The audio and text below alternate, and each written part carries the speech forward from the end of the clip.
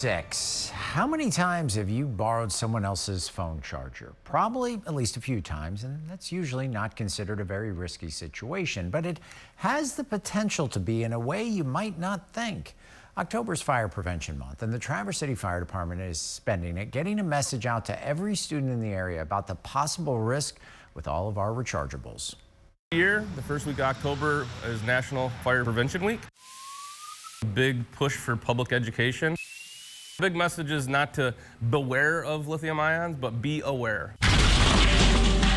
And it turns out there's probably a lithium-ion battery near you right now. They're in phones, tablets, electric scooters, hoverboards, e-bikes, pretty much anything that runs on a battery or is run on a rechargeable battery has a lithium-ion battery that is powering that device. They're powerful and prevalent, but need to be respected. That's the message Fire Inspector Jacob Steichen is taking to students across the area during this Fire Prevention Month. We're actually focusing on grades 5th through 9th this year, and we're projected to hit every one of them. The take-home lesson? Over time or misuse of these battery-powered devices create an increase vulnerability for thermal runaway. When things go bad with these batteries, worse things can happen. And once it hits that thermal runaway, it actually creates a little explosion, and the entire battery itself and the device will eventually erupt into flames. So the fire department is using the month as a teachable moment for all of us. Use the charger that comes with that listed product.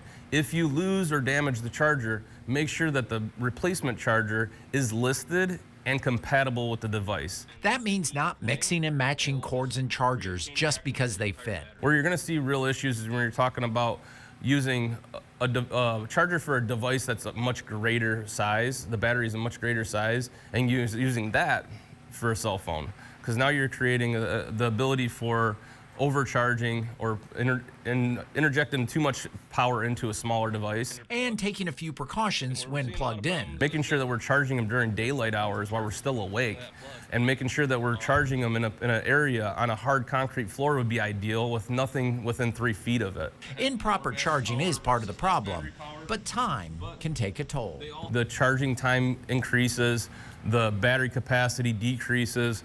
When we start noticing that that's happening with our device, we need to be a little bit alarmed. Important lessons for everyone here. Students are incredibly receptive to this kind of talk. They're sponges of information, and it's amazing on how quickly they pick up the message. The hope is it's a lesson that gets taken home. We can prevent these fires if we just are a little bit more mindful on how we're charging them and how go about our business while using them. Again, the fire department says properly recharging our devices and monitoring their battery life can go a long way in preventing a fire. They also stress the importance of properly disposing of such batteries. Check with your local fire department to see if they have an option that works for you.